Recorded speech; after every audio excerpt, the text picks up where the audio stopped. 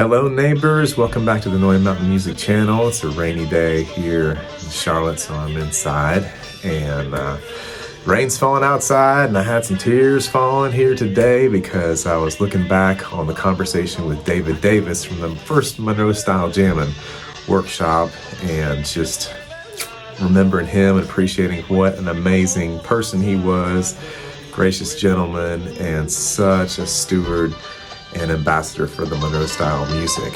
So what we're gonna see here today is 25 minutes of conversation with David, and there were some problems with the audio, so I kind of edited out my talking and I kind of put little captions what the question was.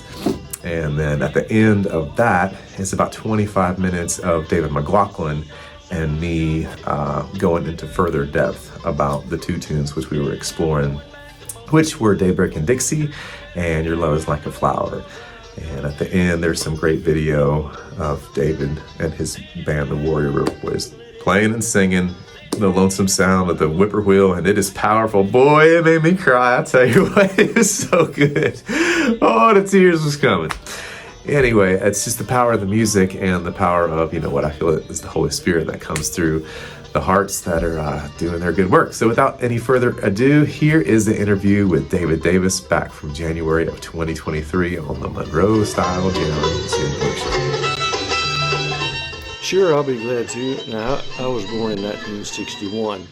So, my dad sang in church, and, my mother's dad, we lived close to them. He played old-time banjo or two-finger and clawhammer banjo and old-time fiddle.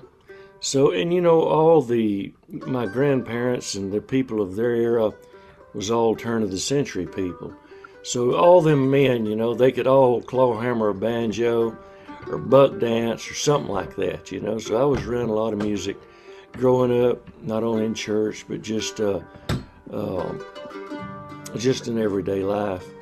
And my dad, he always loved bluegrass music and brother duet singing. He loved the Blue Sky Boys and the Monroe Brothers and the Callahans and people like that. And my dad's older brother, Cleo Davis, he was Bill Monroe's very first bluegrass boy. That's right. When Bill formed the band in Atlanta, or started forming the band in Atlanta, Georgia, in 1939, and he was 19 years old at that time, and Cleo was a couple of years older than my dad. So, growing up for me, Bill Monroe was always a real important name, in our home. My parents loved Bill's music. Naturally, Daddy's family did. They were all musicians themselves.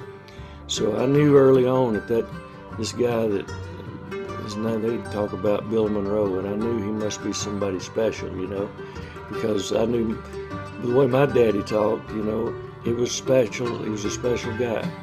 And later on, when I got to listening to the music and got a little older, I realized he was a special guy, And but that's how I came into that. Just honestly, there was a lot of music around organically, and my folks happened to like old time music, brother duet music, naturally Bill Monroe's style of bluegrass music, so I came by it honest in that regard. When I started really trying to learn that, I always wanted to play in the way Bill Monroe did, and even now, and there's a lot of great mandolin players, a lot of great styles, but for Monroe type music or bluegrass music or type of music that we've tried to do, I never thought that there was any better style than Bill's style. And there's a lot of great styles, but you understand what I'm saying. And back when I got to trying to learn, the only thing that I could do was listen to records. And that's pretty slow. And you think you'll have something pretty close, and then you'll see it, and you'll say, I'm not even in the ozone. from where that is, you know.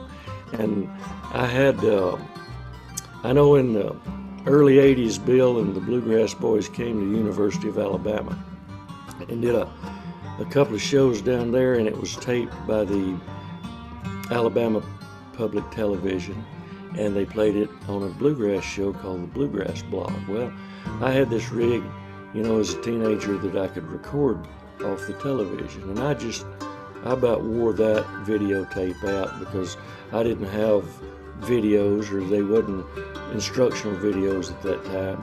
And that was really a lot of help because I got the chance to see Bill's hands on the instrument, and that was a lot of help to me. And I wore that out. I wore the records out, and then early on I had an opportunity to be around some very good musicians, people like Charlie Klein and Red Taylor. And Charlie, you know, pretty closely. We traveled together, you know, 3 or 4 years a lot, and I got a chance to watch him play mandolin. If you had never heard him, he was a monster mandolin player, Charlie Klein, in Bill Monroe style, and I picked up a lot from him.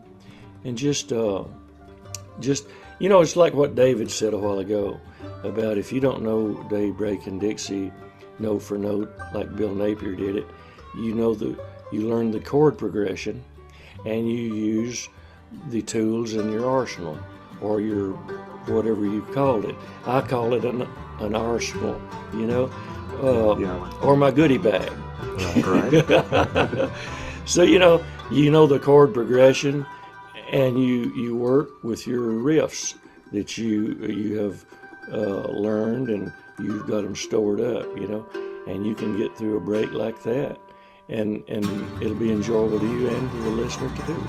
So I was totally right on that thing. Yeah. Would you show us what's in your goodie bag? Well, I'll show you. I'll show you. We'll do that Daybreak and Dixie. Y'all was getting on that really well. Perfect.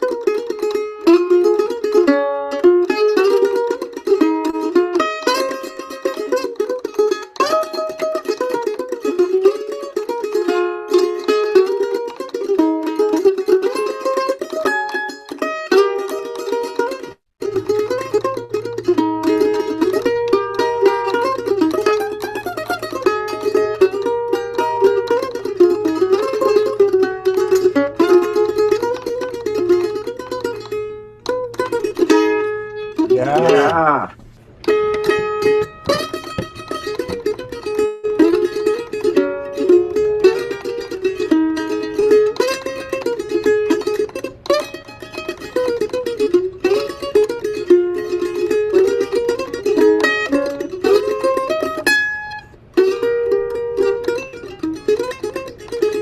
I love that too.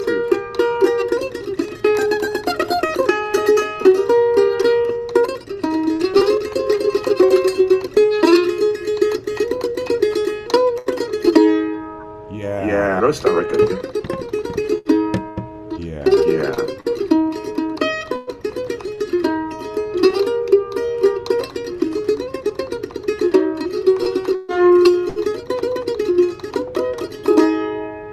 That's some good sounds. You know, something that I've always remembered, you know, you remember certain things, what people say.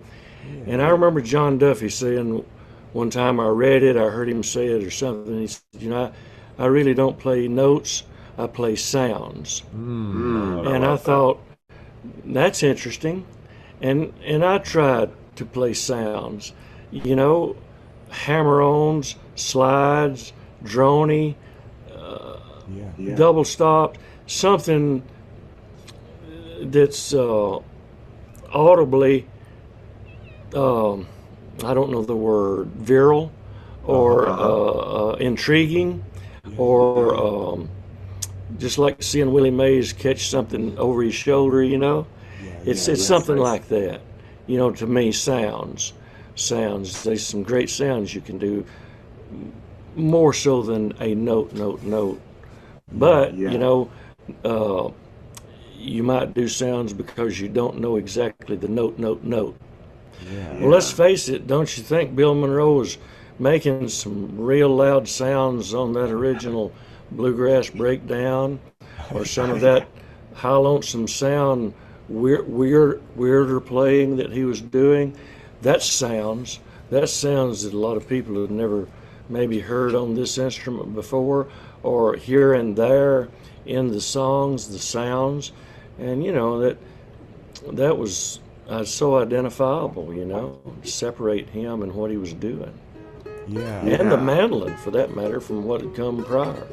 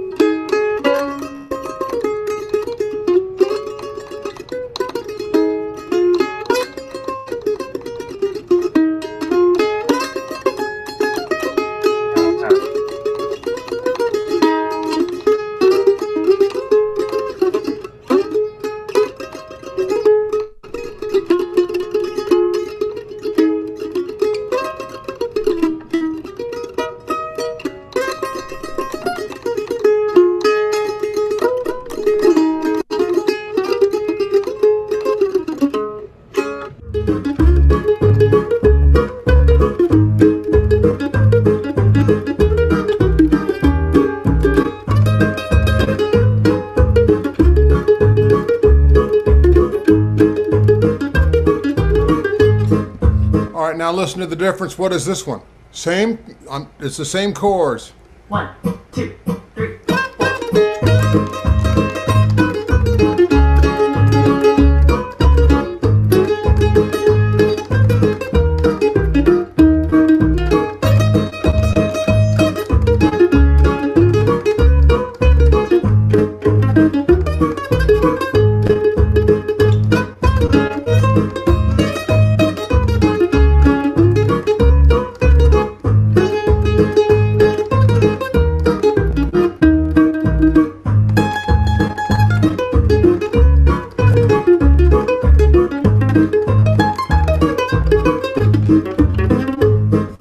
Same thing as True Life Blues and about 10,000 other songs.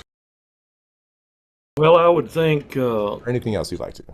as David was saying earlier, you learn the chord progression and just noodle.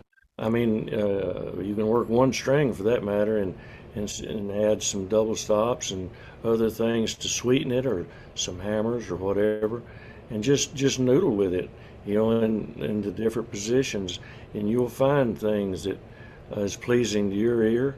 You'll add things to your bag, you know, and it's just a progression, you know. I mean, David and Chris's arsenal is pretty vast, but they've studied a lot of years and listened and watched other people and added to their arsenal, so they have a big gun that they can pull from. But you will too, and you know, the more that you do learn, the easier it is to add to your learning. So you know, the more you progress down the road, you know, the quicker the advancement on down the road. So you know, that's the main thing.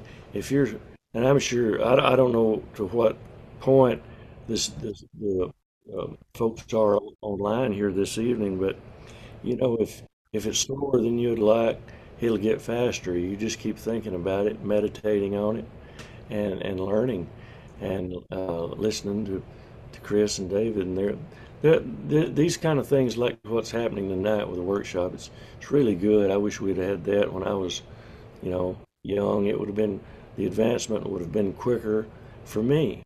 But I had it better than sending up smoke signals, so I was pretty advanced too on that. So that's cool. What was your relationship with Bill like, David? Well, let me see. It wasn't ever as thorough and deep as I would have liked for it to be in, but um, I really started traveling along about 1983, and early on I was around him a little bit at some shows, and we were able to go, and be with him at his office some, and uh, s- talk with him, visit short visits like that. And we were lucky enough to he'd get us backstage at the Opry when we, would ask him to normally. So, but I never did have lengthy conversations with him. I never got to sit down like I know David did. Uh, I would have liked to, but it just never really happened. I was around him. The very first record that I ever helped make was with a friend of mine, Gary Thurman, and the Warrior River Boys. It was, and he had hired me. I was 21 years old, and he had the record that he was doing at that time was a tribute album to Bill, Hmm. and Bill was at the studio, and Hmm. I had just started about a year before, so I don't know where your students are at, but believe me, I do know how it is to not be prepared for something. I was playing mandolin and singing tenor on this particular project, So, Wow. and Bill was there, in the studio, on the cutting room. He was in the cutting room, and uh, but he was nice to me, and he gave me encouragement. And people like Red Taylor, Charlie Klein, they gave me encouragement as a young player. And I knew who they were. They were my heroes, and for that, it was a real bolstering thing for me. And but I really never knew Bill that much, as far as personally, very little. I get the impression that he could have been a difficult fellow to get to know in some ways, a bit stoic. Well, Uh, when you respect him like I did, and I do now, you know, uh, you would be at a loss for words, certainly as a 21-year-old, yeah. and but he sensed all that, and he was a good man. Uh, he was a great person to pattern after. Let's face it, let's just be honest. He was he was a monster on his instrument. Yeah. Think about how he put a new face on the mandolin, a Totally. virile face on the mandolin from Hmm. what had preceded him. He he deserves every accolade that he ever got and more. Yeah. He was a treasure in the music world. I know that as I've been, just loving his instrumental music, songwriting, singing, stage for so many years. Before I forget to say it, I just want to say thank you so much for your commitment to playing good traditional bluegrass music, keeping it alive, keeping it pure, keeping it true, keeping a great band together, having done a little bit of that. Well, I don't know about keeping a great band together, but having attempted to keep a band We all together. It is just such a challenge for so many different reasons, and it just takes a real galvanized commitment and love for the music to want to keep persevering the years and decades. Thank you so much for sharing so much of your big heart with the music and your talent for decades. I appreciate it so much. I well, wanted it's to, I wanted to tell you something before you go too. Just I always loved your playing back when you were 22, 23 years old, and we were sharing the stages together. and all of the Johnson Mountain boys would get out there, and our jaws would be dropped watching you play, and the whole band. But the Johnson Mountain boys would tease me because I liked your mandolin playing so much, and they did too. But they said, "Boys, if ever David leaves the group, we know who we're going to call, don't we?" They told me that. And they'd say, "Maybe we should let you go and get him. He's got it." We'd have to Oh change his my. name. So you were a teasing point for the band against me. Well, good. And I remember a lot of our times together in the late '80s, and the friendship that we had easily and quickly, and I've always cherished that. Really good to see you tonight, you know. Good to see you. Yeah, and your partnership with Robert. I just want to say thanks to Robert for helping with the Zoom and all that. I just always enjoy y'all's music so much. I'm stoked that y'all are. Hey, Hey, Chris. Robert. Hey, buddy. Thank you so much for Well, you helping. know, I tell you what, Chris, you know, you're talking about keeping a band together. I've been blessed and been lucky, but having people like Robert, you know, Stan Wyman for years, and I'll go to naming people and I'll misname people, but you know, it's all about a band thing, and I've been lucky to be around a lot of good musicians that just happen to enjoy traditional music. And let's face it, you know, the funny thing is, you know, I'm just as quickened by the music as I was at 21, Beautiful. and I mean, it's good for me. You Yeah. know what I'm saying? Yes, sir. And, I'm thankful. I'm thankful that it is. Yeah. And you know, God willing, we hope that we can have a lot of more good years and some good ideas and some more acceptance. So it's really been good being with you Oh, it's and such a David and all pleasure. the. You're such a great ambassador for the music. Before you go, if you got time, would you Gwen says, does quicken mean excited? I think so. I think it means. Would you care to quicken us with one more tune of your choice? You know, any Monroe tune that you love or anything? Just we'd love to hear you play a little more.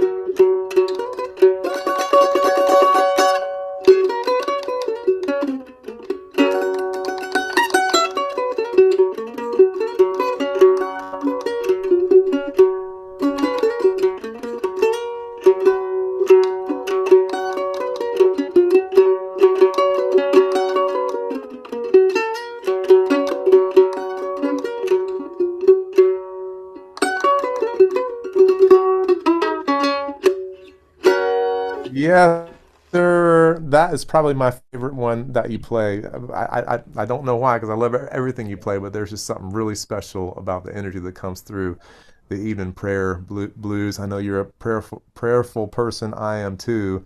And I just feel like the Holy Spirit is right there in each of those notes. And that is so fine. Thank you, David. And I just want to add to this that you were very special to me because we were in a very small club, and that is people in their 20s, early 20s, that were into Monroe. There were people like Joe Val and Earl Taylor and people still alive that played Monroe style. And of course, Frank Wakefield and a lot of people that played Monroe style. But the people in their 20s that were into Monroe, you could count on one hand. There was you, Good. Mike Compton, me, and then of course Skip Gorman, Mm. and people like that. There were hardly any people in their 20s that were into Monroe, and so that was a very small club. And I was thrilled to. I can't remember when I met you. It must have been like '83, something like that. Yeah, You yeah, I think you're were right. 22 years old, Yeah, yeah. and I went. It's like I'm thinking, oh my gosh, Yeah. another guy in his 20s, younger than me, who can do, who's into Monroe. in a deep level. That's a rare club. I'm gonna put the put your website, David Davis and WRB.com into the chat here. Can folks order CDs from the website there? They can, and we'd love for them to. We have all of our wares on that, so they're free, feel free to make an order or just visit. Visit. We try to keep the thing current, so hopefully you'll visit. There's a lot of information on it, a lot of stuff to read, and you can believe most of it. Got t-shirts and CDs and yeah, a lot of good stuff on there. And any prospective release date for a new album coming this summer or fall? Let's see, it's February. I think we're supposed to be finishing something. Hopefully, I would expect in the next 3 or 4 months, and I would like to think it'd be released on by the end of the year. Yeah, well, looking forward to that for sure, and hope to catch up with you and do some more picking and singing in the analog world Yeah, before long. yeah. Thank you so much, David, for being Thank with us. You y'all. blessed us. Bless you. Thank you. Y'all have a great night. Yay. Fantastic. Boy, to hear That that was evening wonderful. prayer blues ringing out there. I had it planned at the beginning, and just to hear it, just plays with the timing and the feel and the touch. Like, it's just, it's a real transmission of the soul and at the best levels. And you think about it in spiritual kind of terms to talk about it in He kind of also had that stage delivery. His stage presence was good. I mean, he was like he entertained. He made you feel like technical. you're watching and listening to bluegrass, not just hearing it, but you were seeing it too. That's it. That's it. The best of the old Southern way. That is so fantastic.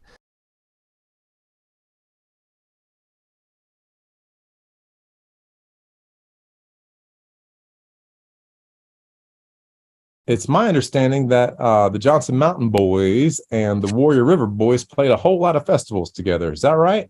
We sure did.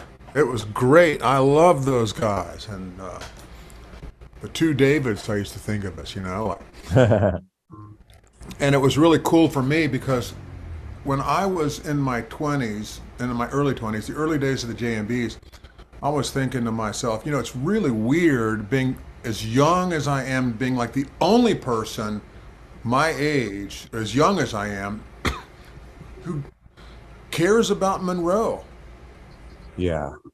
Uh, Nobody else that I knew of my age. I mean, the people like Sam Bush loved Monroe, and and David Grisman loved Monroe, but they were all older than I was. And I'm talking about like when I was 20 years old, I was obsessing with Monroe, and a teenager I was obsessing with Monroe, and in my 20s I was really into Monroe, and I couldn't find anybody my age that was into it. And then the Warrior River Boys jump up on the stage, and he's younger than I am, and I went, "Wow, this is so cool." Yeah. Yeah. Y'all were drinking from the same fountain, and he's just been relentless in his love and commitment to Monroe style, and he's just as nice a guy as you would ever want to meet. But yeah, let's just jump on into it. Nice to hear David on the old evening prayer blues. I don't think there's anybody who plays it any better than that right there. Of course, there are many people who play the tune, and of course, Compton's got a great original version of it. But that was just so fine right there. But just want to say thank you, David, for I hope everybody got to check out that was in the full registration. I checked out David's talking video, and really grateful that you put that together to share some very practical ways for us to hone our jam skills. The thing that I thought was perhaps one of the most important things was just simply taking a notebook to the jams, writing down all the tunes, all the keys, approximate tempos, whether you knew them or not, just to be like, okay, I know in this jam they play this set of tunes. So I thought that was, really helpful. So thank you for mentioning that.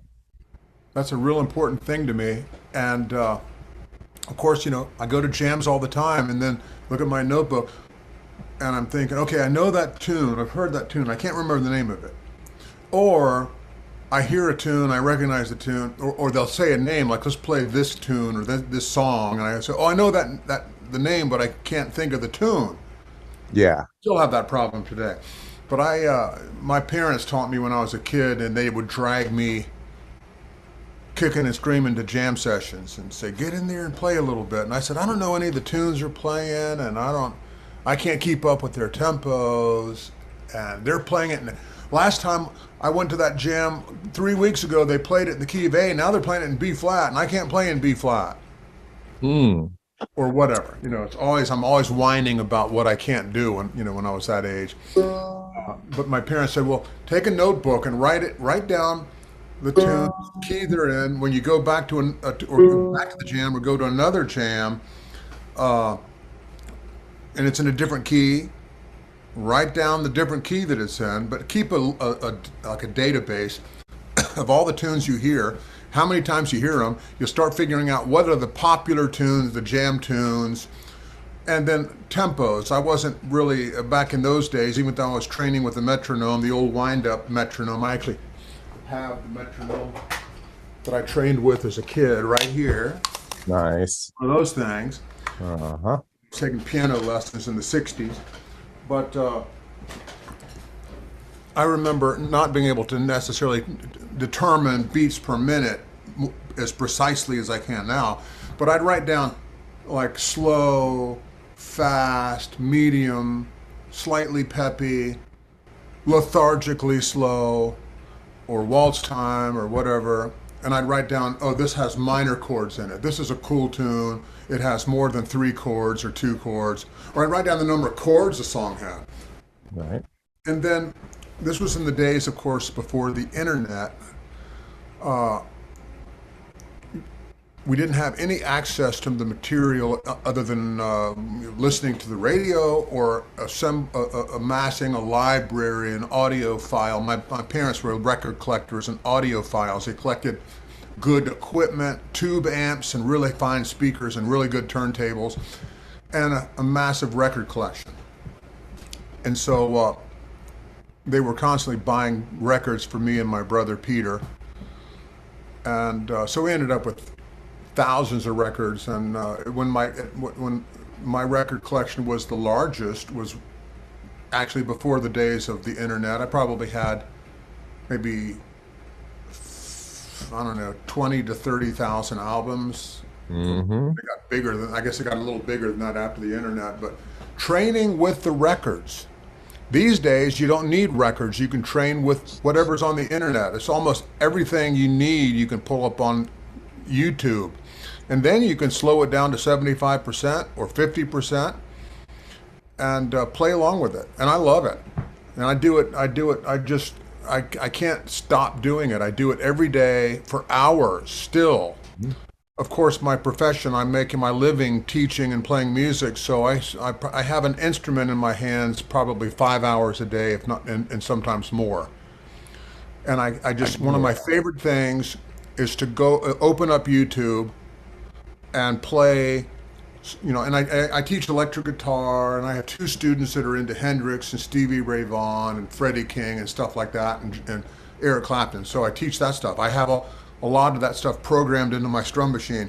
I teach electric bass, upright bass, used to teach drums, and I go on YouTube all the time. Sometimes Facebook I can find things too, but play along with it. It's great. Yeah, absolutely. Now with strum machine, a huge indispensable tool that the modern world has yielded for helping everybody. I play without the strum machine, but what I do is I play along with the original recordings. Like take Flat and Scruggs, Bill Monroe. It's fantastic. I can play like Daybreak and Dixie. Right now I can't play it as fast as Bill Napier did, or as fast as Wyatt can play it. Wyatt can play it up to Bill Napier's speed. I have a feeling you can too, Chris. I can't quite do that, and I would have to do like really a lot of training. I could, I'm close, but I can't quite get up that speed. And I don't have a job description really that requires that I do. But if I had to play it at Bill Napier's speed or in a jam session, well, first of all, it would have to be an A-list jam session. I've never been to an amateur intermediate jam session where anyone dares to play anything that fast.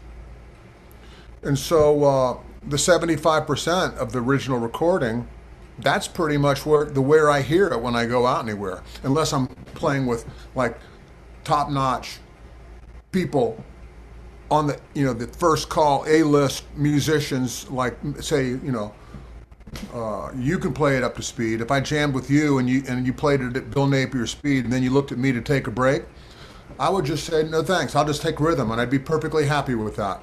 But I'd rather embarrass myself by not taking a break if it's beyond my ability to do it precisely. That embarrassment of playing it, just slopping my way through it, is way, way, way worse than the embarrassment of just saying, I can't play it that fast, therefore I'm not gonna. I feel you there. That doesn't embarrass me at all. I just go, nope, can't do it. Won't do it. Can't do it, therefore won't do it. That's very reasonable. The three things really that I want everyone to really feel into, and I want everyone to feel encouraged to really get familiar with, are three things. Okay, so number one, learning the simple melody. Okay, so in this course, I'm going to be putting out a very simple, bare bones, eighth note kind of style melody that we can all get acquainted with the tune. You got to start there. But along with starting there, it's going to be highly encouraged for everyone to learn how to arpeggiate through the chord structure. Okay, and when I say arpeggiate, I'm usually talking about the staggered 16th notes, which sound like this.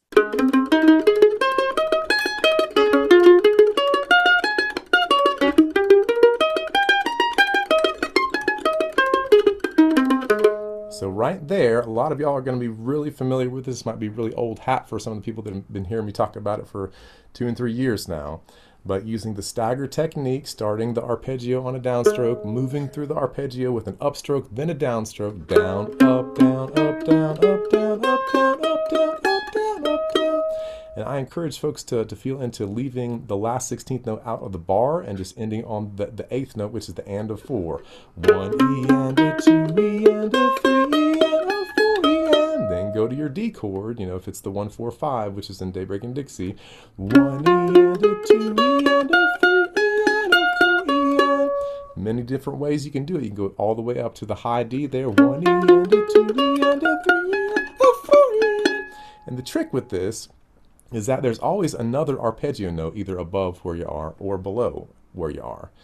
And it's important to be able to do this staggered arpeggio technique from the bottom to the top, like we're moving through the bottom of the chord with the root on the bottom. You play your first 3 notes, first, ring, first, then hop into your chord form. Then go to your D chord, bottom of the chord, the root note. You can come up there to that high A note, which is the 5th fret of the E, and come back. So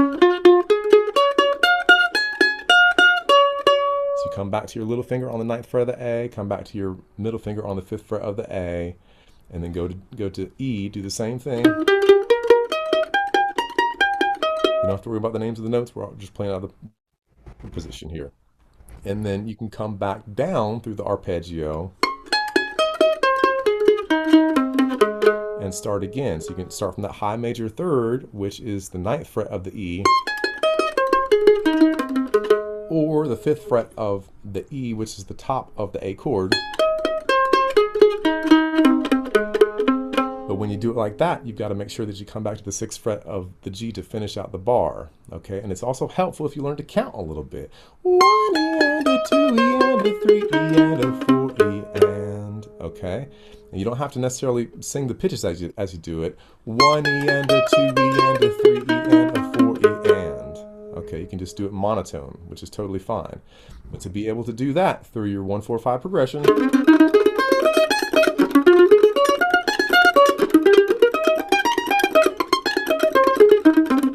don't have to do that fast, just kind of speeding through it there. That is a primary, fundamental, foundational skill of what we're going to be learning here in Monroe style jamming. Okay, to be able to do that up the scale and down the scale, or the arpeggio rather. And then to be able to do the slideys,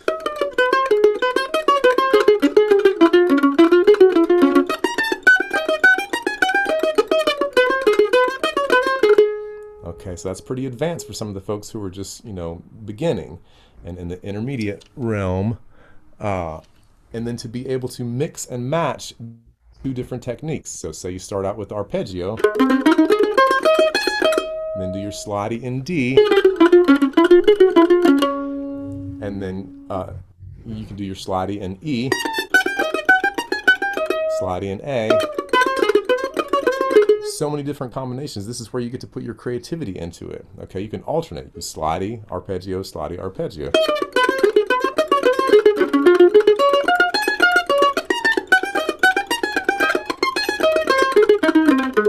Already got a lot of the sound and texture going. Okay, so those are the two primary devices that we're using. We also use the bouncy, very powerful tool there. But the primary ones are the stagger 16th notes and the slidey lick, to be able to pair that with the melody. Okay, so this is where you get into thinking about learning the melody in such a way that you can know what the melody is going to sound like on the next chord change. Okay, sometimes you got to work this out. Daybreak and Dixie.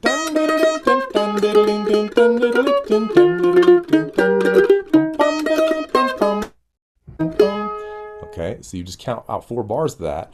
1, 2, 3, 4, and then where your next bar starts, which is the D chord, that's going to be your anchor note to look for after your first device. Okay, I'll say that again. That's going to be your anchor note to look for after your first device. So you play your first device. What do? You go to your anchor note. And you can play your next device or go back into the melody. Okay, all right. So then you reverse that. All right, you play your melody for the first A chord bar, then go into your slidey for your D business,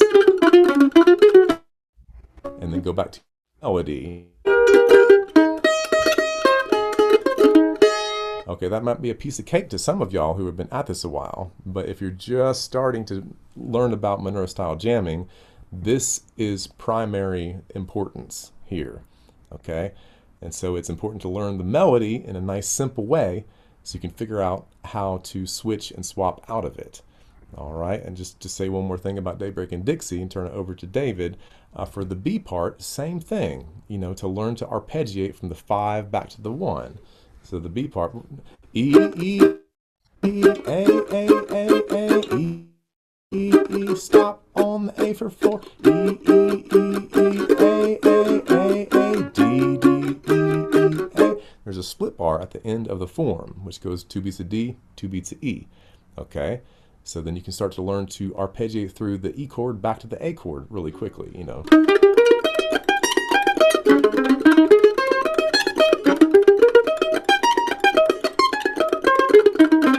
It's also nice to be able to put the infinity pattern in there. And then your split bar. Okay, so you're doing 2 beats of the split of the D, 2 beats of the split right there, and then move up to E, and then just a nice little arpeggiated thing for the ending. Okay, that's the split bar. 2 beats of D, 2 beats of E, back to A for the end of it. Okay, so for all of your jam songs that you're going to be learning, I encourage all of y'all to learn to do this two things. Arpeggiate your way, the staggered texture through all the chord forms, not trying to be from the Department of Redundancy department, but just want to say it again, to learn to do this with all the simple tunes, So we did a 1-4-5 progression here, and then the 5-1 progression for the B part. Your Love Is Like a Flower goes 1-4-1-5. So same thing with that. We'll get to that in a minute. We'll just turn it over to David. You want to make any comments here, David? Yeah, I think you picked 2 great tunes because both of them have massively overdone chord progressions. They're so standard, generic chord progressions.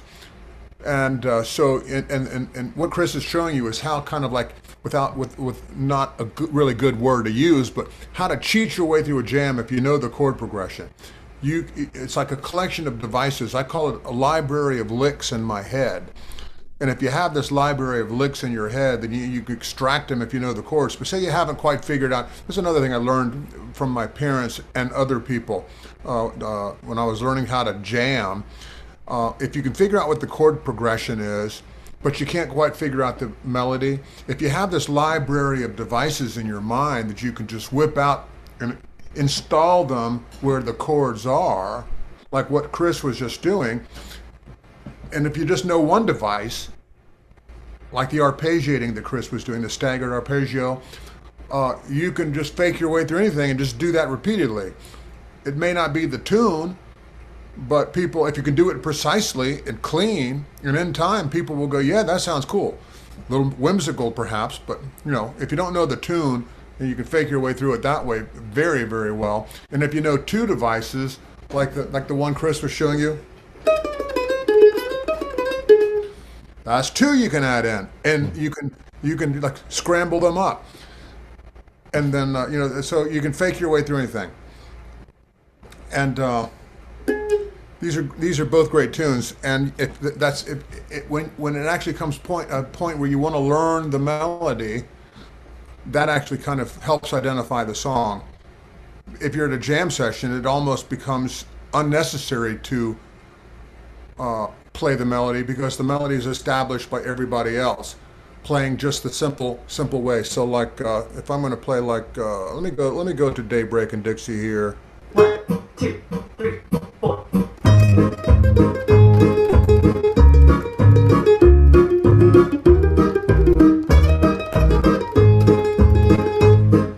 Okay, so that's just I'm playing basic melody, playing it very simply. But if I don't know the melody and can't pick it up quickly, I can do something like this. 1, 2, 3, 4.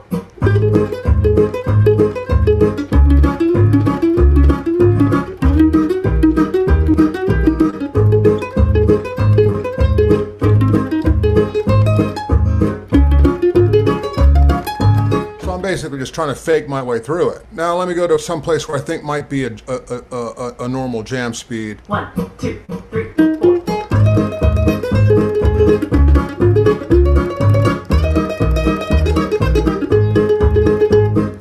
Hear me hanging on just single notes? I grab a note that works and I hang on it. That's a very simple way to cheat your way through a tune. If you can't do like staggered arpeggios and some of those,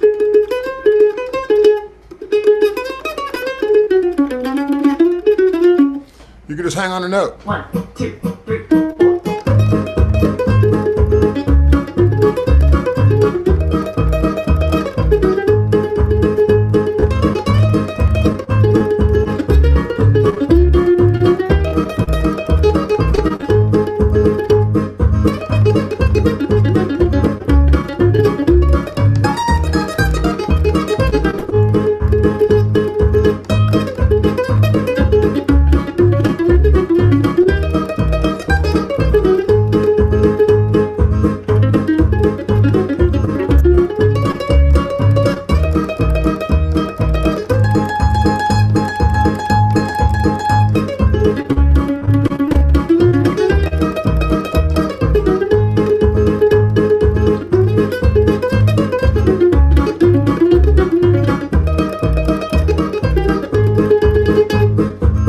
So I'm just faking and fumbling my way through it, I love what you as just if I'm demonstrated. starting to here. learn the tune. I love what you just demonstrated there, and a big thing that popped out to me was the nice inclusion of the bouncy lick from the 1 to the 4, and then the 5 to the 4, and you were just kind of hanging on the bottom of the chord when you got done.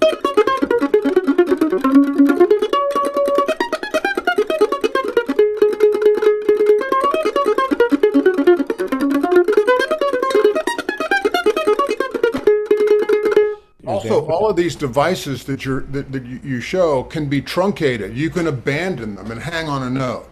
So you can like, say you start doing arpeggios and you realize after you start the arpeggiating that, okay, I can't arpeggiate that fast, so I'm going to abandon it.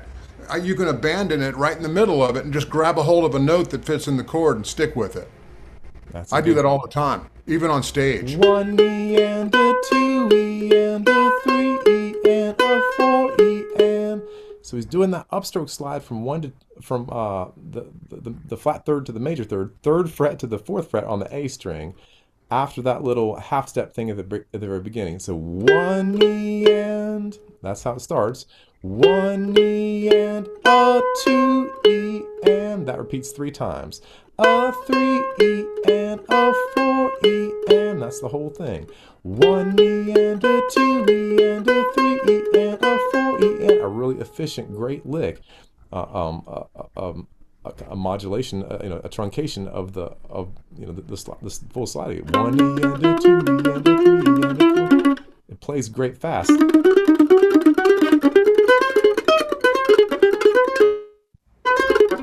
So that's a 1 E and a 2 E and a 3 E and a 4 E and 1 E and a 2 E and a 3 E and a 4 E and. Good ear to pick that one out. That was a nice one. Thing is all these licks, devices, Monroe devices that Chris has taught every one of you, is that if you have those in your library, your toolbox of licks, then you can play some really cool stuff at the jams, even if you don't know the melody. If you can figure out the chord progression, and that's the easiest part to figure out for a lot of the stuff, the 3-chord wonders they call them. Like Your Love Is Like a Flower, Daybreak, and Dixie are all very standard chord progressions that are used in hundreds, if not thousands, of different songs. So if you get that chord progression in your head, it's real easy to fake your way through it. And what a better way to do that than to use the Monroe devices. That's bluegrass. It's like all the Scruggs banjo players know that secret. If you don't know the tune, just use all the Scruggs devices that you've learned from, like the Murphy method, for example, and then just install them into the chord progression, and it works. And Scruggs did that a lot. Monroe did that a lot with his own. That's what Monroe was throwing out as devices all the time. Yet at the same time, he could play just straight melody stuff. So say you don't know Daybreak and Dixie, but you can figure out that very generic chord progression, and you know all these Monroe devices, which Chris teaches and I teach, then you can play Daybreak and Dixie if you've never played it before. That being said, if you want to learn the actual tune, then you can go online and slow it down to 50% or 75%, and learn the actual Bill Napier note-for-note version. Yeah. So it's a piece of cake, really. I mean, as far as like what we have today, the tools to learn and figure this stuff out. You got Chris Henry showing you these great devices, and if you figure that stuff out, a lot of the students that are in this jamming Zoom meeting have been students of Chris's. They were in the last Monroe Mandolin Zoom. They have all these licks in their head, so all you got to do is throw them out there with the chord progression.